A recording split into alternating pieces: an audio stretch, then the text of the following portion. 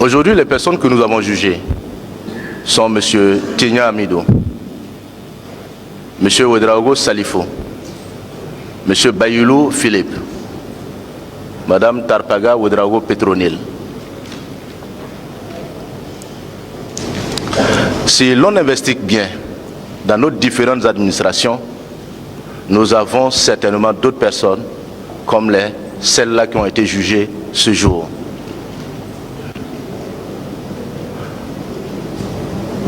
Lorsqu'on est nommé, malheureusement, la première réaction de nos proches, c'est de fêter cette promotion sans même qu'on ait reçu le moindre avantage lié aux nouvelles fonctions pour lesquelles nous avons été promus. Si nous demandons aujourd'hui à M. Tenya Amido, à M. Ouedraogo Salifo, à M. Bayulu Philippe, à Mme Tarpaga Ouedraogo Petronil, qui sont ses amis dans la salle ici, elle pourra les compter certainement, ou ils pourront les compter certainement sur le bout du doigt. Pourquoi? Parce que, à la lumière de cette affaire, les gens ont honte de se présenter comme étant proches de vous. C'est de faire en sorte que chacun à son niveau soit suffisamment conscient de la situation de notre pays et que le moindre centime compte pour l'État burkinabé.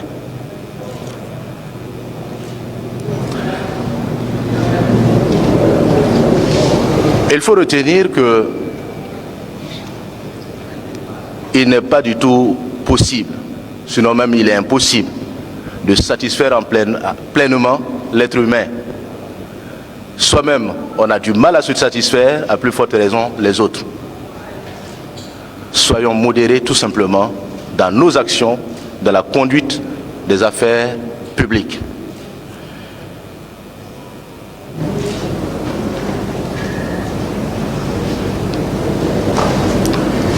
Nous avons dans les différents corps de l'administration des inspections techniques de service.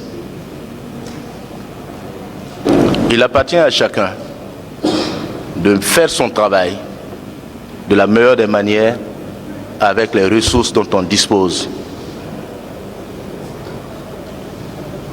La plupart du temps, les contrôles sont focalisés sur les structures déconcentrées, alors qu'au niveau central, le maximum de ressources qui doit être déployé dans ces structures déconcentrées ne font pas de contrôle, l'objet de contrôle.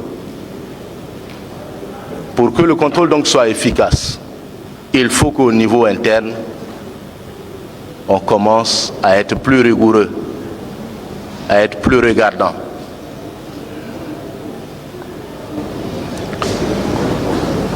Au-delà de l'inspection technique des services qui existe dans tous les corps de l'administration, nous avons d'autres organes de contrôle. Ces organes de contrôle, nous avons notamment l'autorité supérieure de lutte contre la corruption, qui effectivement doit s'impliquer davantage dans le contrôle et la gestion de la chose publique et signaler en temps opportun ce qu'il y a lieu d'être signalé, de relever les imperfections, de faire en sorte que les ressources soient gérées du mieux. Aux autorités de tutelle, notamment les chefs de département ministériels, il leur appartient de faire en sorte que on ne demande pas aux agents donc, du circuit financier de faire ce qui n'est pas possible pour satisfaire à leurs desiderata. La plupart du temps, ce que nous entendons, faire de ton possible pour que la situation soit gérée. Mais il faut retenir que l'agent du circuit financier à qui vous demandez de faire le possible ou l'impossible ne peut le faire que conformément à ce que la loi lui permet de faire. S'il fait autrement, il se met en porte-à-faux avec la loi.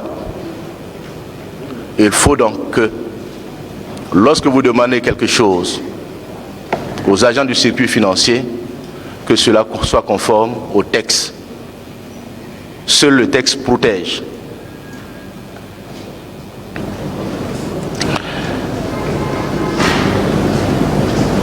Le souhait que je formule avec le peuple burkinabé qui consent régulièrement les efforts financiers pour soutenir la stabilisation de ce pays est qu'après cette affaire, des faits nouveaux, donc postérieurs à cette décision, ne soient pas découverts. Pour les faits antérieurs, il est pratiquement sûr qu'on pourrait se retrouver dans pareille situation. Mais que des faits nouveaux, après cette décision, ne soient plus constatés. Notre pays, le Burkina Faso, mérite plus et mieux de chacun de nous. Chacun doit consentir l'effort qui lui est possible pour mieux accompagner la situation. Pour paraphraser quelqu'un, il ne faut pas être égoïste. Et je souhaite que chacun de nous ici ne soit pas égoïste. Comme je le disais, pour paraphraser quelqu'un, nul n'a le droit d'être heureux tout seul.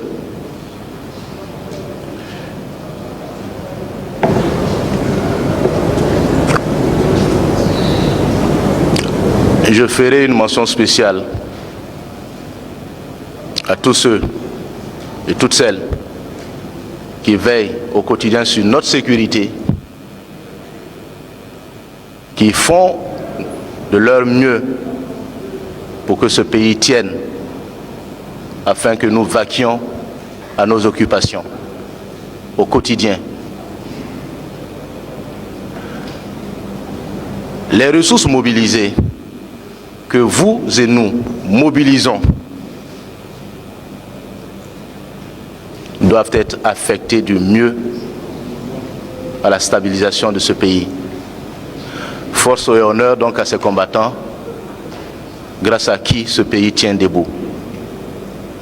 J'ai foi que le meilleur reste à venir pour ce peuple burkinabé, à la condition que nous nous engagions pleinement et sincèrement. Je dirais enfin, vive le peuple burkinabé, vive le Burkina Faso, la patrie ou la mort, nous vaincrons. Je vous remercie.